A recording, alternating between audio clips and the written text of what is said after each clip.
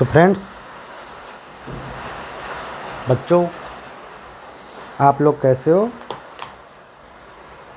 I think आप लोग अच्छे होंगे और welcome to a new episode on 3 dimensional geometry. तो आज हम आपको एक लाइन इक्वेशन बताएंगे। तो सबसे पहले लाइन के बारे में बेसिक चीज़ देख लीजिए।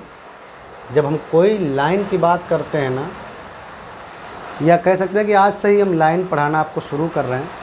इसके पहले वाला जो एपिसोड था उसमें हमने जस्ट केवल एक डेमो टाइप का एक दिया था। बेसिकली लाइन हम डेमो मतलब आपको जस्ट समझाने का प्रयास किया था कि लाइन जो होती है वो स्ट्रेट होती है। तो इससे इसकी एक फिक्स डायरेक्शन आएगी, एक फिक्स डायरेक्शन रहेगी और उसकी कुछ लेंथ हो सकती है। तो डायरेक्शन फिक्स है तो इसका मतलब है कि हम उसको एक वेक्टर क्वांटिटी मानेंगे लाइन को। तो लाइन को हम वेक्टर ट्रीट कर सकते हैं, एक वेक्टर की तरह ट्रीट कर सकते हैं और आसानी से उसका वेक्टर इक्वेशन निकाल सकते हैं। और वेक्टर इक्वेशन को हम बाद में कार्टेशियन कोऑर्डिनेट्स के तौर पर भी अच्छे से लिख सकते हैं। जस्ट हमने एपिसोड में वही आपको समझाने की कोशिश की थी। ये हमारा एक लाइन है। तो लाइन को डिफाइन करने के लिए, जैसा कि अभी मैंने बताया, बहुत ज़रूरी है उसकी डायरेक्शन।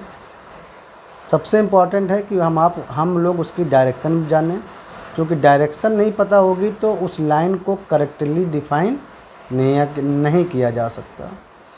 तो एक तो डायरेक्शन पता होनी चाहिए, दूसरी कोई एक और चीज़ पता होनी चाहिए कि मतलब वो किस पॉइंट से होकर जाती है। तो अगर लाइन पर पॉइंट मतलब लाइन एक किसी पॉइंट से जाए और उसकी डायरेक्शन फिक्स हो जाए तो यानी वो लाइन हमारी डिफाइन हो जाती है। तो सबसे पहला जो काइंड ऑफ द लाइन है, जो सबसे पहले जो टाइप की जो लाइन है वो आज हम सीखेंगे। ये एक लाइन है एल, इसका नाम दे दिया है एल। और वो जो लाइन है वो एक पॉइंट है कोई इस लाइन पर, मान लो लाइन पर एक पॉइंट है ए और वो उसका कोऑर्डिनेट है x1, y1 और z1। x1, y1, z1 point से ये जो लाइन जो जा रही थी वो इस पॉइंट, कोई एक पॉइंट है ए, x1, y1, z1, उससे पास हो रही है, ये हमको पता है। और सेकंड चीज़ ये है कि हमको इसकी डायरेक्शन कुछ पता होनी चाहिए, लाइन की डायरेक्शन पता होनी चाहिए, नहीं तो हम लाइन डिफाइन नहीं कर सकते। आखिर पता होनी चाहिए ना कि लाइन किधर जा रही है। तो हमें ये नहीं बताया गया है कि लाइन किधर जा रही है, बस हमको ये बताया गया है कि ये जो लाइन है आपकी जो जा रही है लाइन, ये एक कोई लाइन है दूसरी वाली, ये एक दूसरी लाइन है और ये उसके पैरेलल है। ये जो जिसको हम निकालना चाह रहे हैं वो उसके पैरेलल, दूसरी लाइन के पैरेलल। दूसरी लाइन मान लो है आपकी m, तो ये जो लाइन जिसको हम निकालना चाह रहे हैं दूसरी लाइन m के पैरेलल, ये हमको बताया गया है। तो सिंपली अगर ये लाइन, ये जो l है वो m के पैरेलल है तो l की डायरेक्शन जो होगी वो m की ही डायरेक्शन होगी, वो m की डायरेक्शन होगी। दो वेक्टर अगर पैरेलल होते हैं तो उनकी डायरेक्शन सेम होती है। रिवर्स हो सकती है लेकिन जो ओरिएंटेशन है वो सेम होगा।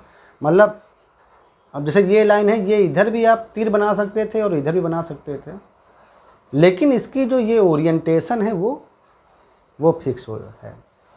तो मान लो कि जो दूसरी जो लाइन है m, उसको हमने एक वेक्टर से रिप्रेजेंट किया और उस वेक्टर का नाम है b वेक्टर, ठीक है। तो जो दूसरी लाइन है उसको अगर हमने एक वेक्टर, हमने पहले ही बताया कि एक लाइन को एक वेक्टर से रिप्रेजेंट कर सकते हैं। तो अगर जो दूसरी जो लाइन है उसको अगर हमने वेक्टर b से रिप्रेजेंट किया है, वेक्टर b से, तो हम b को लिख सकते हैं b1i प्लस b2j और प्लस B3K, ये तो आप अच्छे से जानते हो। ये है दूसरी लाइन, लाइन M, और ये है लाइन L, जिसका इक्वेशन हमें निकालना है, लाइन L जो कि M के पैरेलल है। तो हम मान लेते हैं कि इस लाइन पर कोई एक पॉइंट है R और उसका कोऑर्डिनेट है, वेरिएबल कोऑर्डिनेट XYZ, और हमें इसी XYZ का एक लोकस यानी एक इक्वेशन निकालना है। चाहो तो आप इस पॉइंट को एक वेक्टर से भी रिप्रेजेंट कर सकते हो। ये मान लो कोऑर्डिनेट सिस्टम हुआ, 3D कोऑर्डिनेट कार्टेशियन सिस्टम, और इसका ओरिजिन हुआ ये 0 0 0, आप जैसा जानते हैं।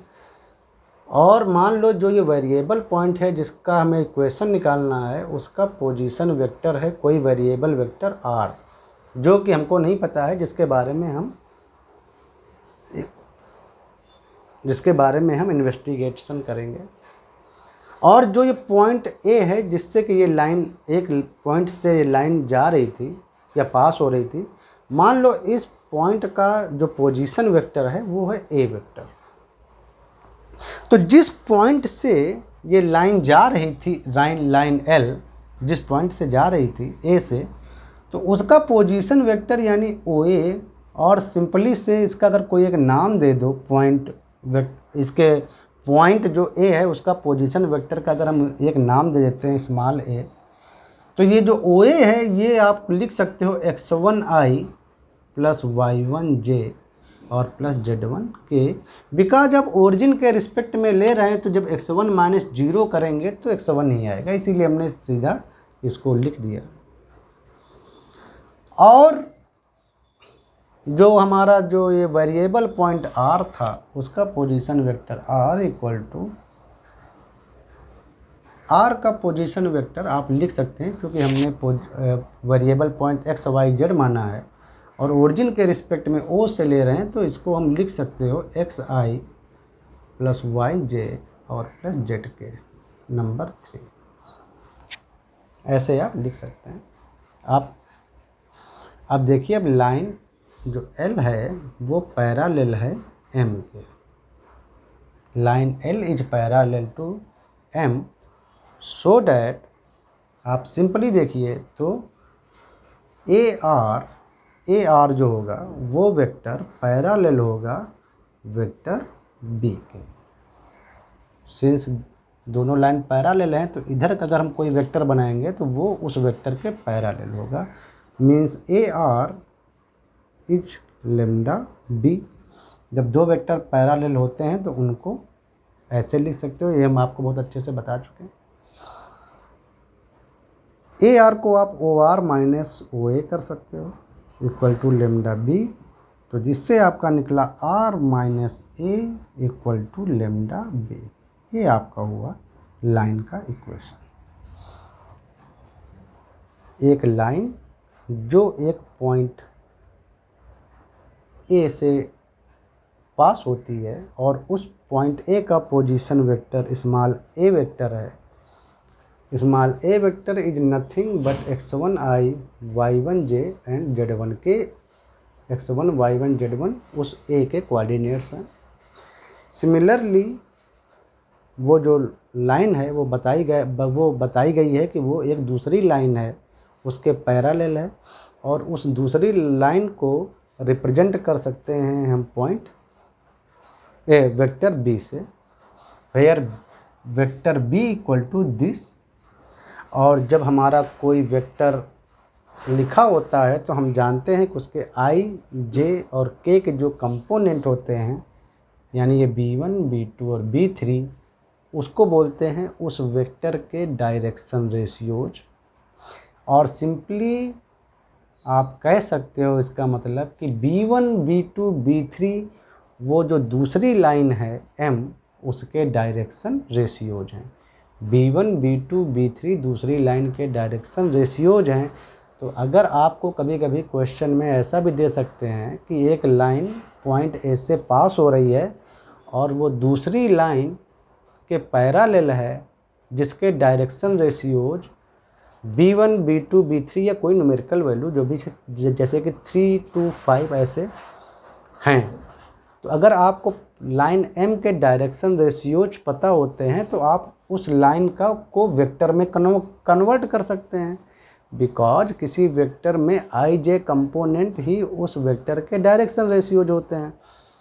तो अगर आपको मान लो B1 B2 B3 यानी लाइन M के डायरेक्शन रेशियोज आपको दे दिए गए हैं तो आप उस लाइन को वेक्टर फॉर्म में लिख सकते हो। तो ये तो हुआ आपका लाइन इक्वेशन वेक्टर फॉर्म में। और अगर आप A और B के ये पॉइंट रखना चाहें यहाँ पर तो ये आ जाएगा, वैल्यू रखिए तो xi plus Y j plus Z के माइनस, ये तो हो गया ये r बड़ा एक बड़ा ब्लॉक बना देते हैं। ये तो हुआ r का वेक्टर। A का रखिए x1i plus y1j plus z1k और equal to lambda b1i plus b2j plus b3k। ऐसे आप रख सकते हो। i को कंपेयर कर लीजिए। अगर देखिए इधर पूरा i और उधर i को कंपेयर करो, क्योंकि दोनों जो वेक्टर हैं उनके बीच में लगा है इक्वल का निशान। इक्वल का मतलब होता है अगर दो वेक्टर इक्वल हैं तो उनके i j और k कंपोनेंट अलग अलग इक्वल होते हैं। तो इधर i के कंपोनेंट क्या आ जाएगा, इधर से x minus lambda xi x minus x1, sorry ये i नहीं है 1 है, लेमडा तो उधर है। तो i का कंपोनेंट इधर आ जाए x माइनस x1 और उधर i का कंपोनेंट आया है लेमडा b1। तो मतलब यहाँ से अगर आप लेमडा निकालें तो x minus x1 upon b1 आ जाएगा। सिमिलरली अगर आप j का कंपोनेंट कंपेयर करें तो इधर j का कंपोनेंट आ जाएगा y माइनस y1 और उधर आ जाएगा j का कंपोनेंट लेमडा b2। तो यहाँ से अगर आप लेमडा निकालना चाहे तो वो आ जाएगा y minus y1 upon b2। Similarly अगर आप k का कंपोनेंट k कैप का कंपोनेंट कंपेयर करें तो इधर आ जाएगा z माइनस z1, उधर आ जाएगा लेमडा b3 मीन्स लेमडा इधर से आ जाएगा z minus z1 upon b3। तो ये भी लेमडा है, ये भी लेमडा है, ये भी लेमडा है, तो मतलब तीनों इक्वल होंगे। Means x minus x1 upon b1 equal to y minus y1 upon b2 equal to z minus z1 upon b3। तो ये हो गया आपका लाइन का इक्वेशन। वेक्टर फॉर्म में दिस और जस्ट पॉइंट फॉर्म में this, where x1 y1 z1 are the coordinates of the point A और b1 b2 b3 are the direction ratios of another line m।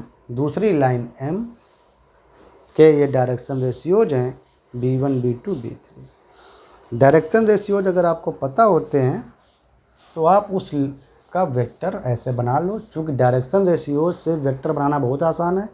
Direction ratios I J component ही होते हैं तो उन किसी vector के, तो आपको अगर डायरेक्शन रेशियोज पता है तो आप कोई भी वेक्टर बना सकते हो, जस्ट उसके आई जे के लगा दो आगे।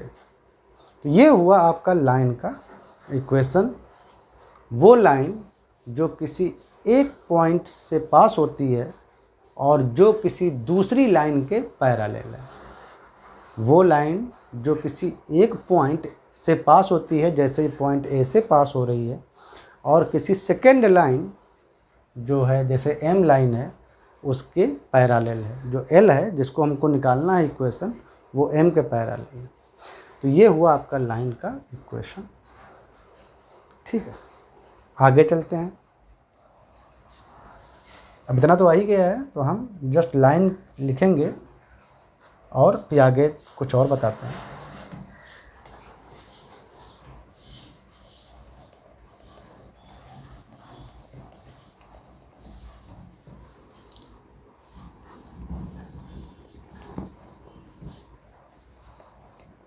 तो हमारी लाइन इक्वेशन आई है r minus a equal to lambda b, एक ये आई है और एक इस फॉर्म में आई है।